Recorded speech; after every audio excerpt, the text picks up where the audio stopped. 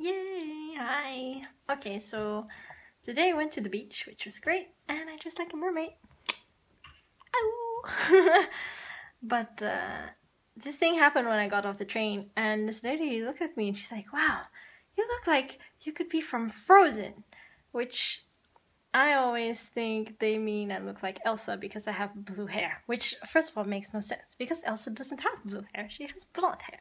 But now I'm thinking maybe she thought there are some magical purple-haired creatures in Frozen. I don't know, you know. If there's this alternate version of Frozen where there's purple-haired, blue-haired people, someone show me it, because I want to see it. But it happens a lot. If I have my hair in a side braid, people think, oh yeah, Elsa. And that's annoying, because Elsa has blonde or like whitish hair. And she has a blue dress, okay, yeah, I get that. But she doesn't have blue hair. I don't go up to blonde people. I don't go, hey, Belle, wow, you really look like Belle. Why? Well, because you have a brown dress, but you have blonde hair. No, Belle has brown hair and a yellow dress. But people don't get that. They just see blue and they think Frozen. So thanks a lot, Disney, for ruining the color blue forever. And now everyone will think that we're from Frozen, even though we obviously have starfish in our hair and not snowflakes, and you know, these are things from the sea and not the ice kingdom, whatever. Oh well, I think this is what life's gonna be like for the rest of our lives. If any of you get really weird remarks because of your hair, let me know. United we stand. Together, we will raise above all the stupid people who don't understand that Elsa has blonde hair. Okay, so on that topic, I want to say something about my colored hair and eyebrows apparently scaring people, which I think is funny, which I guess is to my benefit, that I think that it's funny more than that it upsets me. Like I said last time, people say like, oh, you're so brave, and I think it shouldn't be brave, it should be like normal that you can be who you want to be. But maybe I was also being naive before, like thinking that having blue hair or piercings or tattoos or whatever doesn't impact or influence the way people see you, because obviously it does.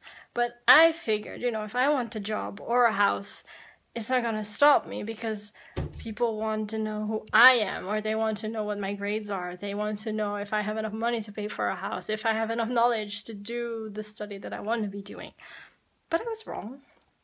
I have been turned down for houses a lot in the last, I don't know, month, and it's frustrating.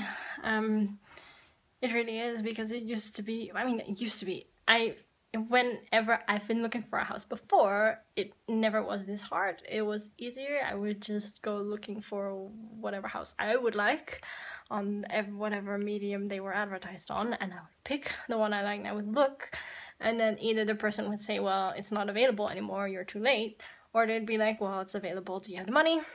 Do you have, you know, can you sign this contract? Do you have someone who can guarantee that you can pay this money? And then it was fine, you know, within a week, within 2 weeks, I'd have a house.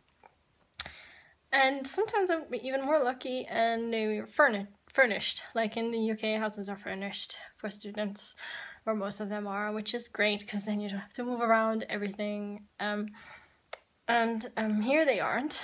And maybe I have this disadvantage that I'm looking in really busy places where people are all looking for a house right now because it's the start of term, but it's been a nightmare.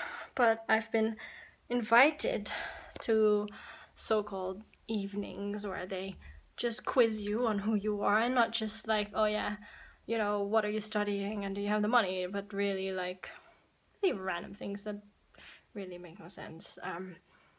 And then they turn you down. They're like, well, you don't fit within our house, which is okay, fair enough. But things like, you know, you're too old, or you're not this enough, or you're not that enough. But I think, you know, that shouldn't matter. It should matter if you're a nice person, and if you're clean, and if you smoke or not, or if you have common sense, and if you can just be civil to the people that you live with. But no, people have really high standards and really weird criteria, I guess. And so I was talking about this. I was frustrated, and I was talking to people, and they're like, well, I guess it's just your hair and your eyebrows scaring them off. Like, people think that you're someone that you're obviously not, but they think that you are someone, and they don't want this person in your house or in their house. And I was just like, that's so random, so arbitrary. It's like, I'm not gonna give you this house, even though you're perfectly sane, perfectly healthy, perfectly capable of paying the bills, perfectly nice, you don't smoke, you don't drink. But then those kind of things, they'll be like, yeah, I'm not gonna give you the house because you don't drink and we like drinking a lot. Okay, I could live with that. But it's like, no, I'm not gonna give it to you because you have blue hair. What? That really, really makes me this person that cannot clean or that cannot pay the bills in time. Yeah, because I have blue hair. Like, that is so random. But, hopefully, fingers crossed, I found a house now. So hopefully I'll be moving soon. I'm so scared. And that's all I want to talk about.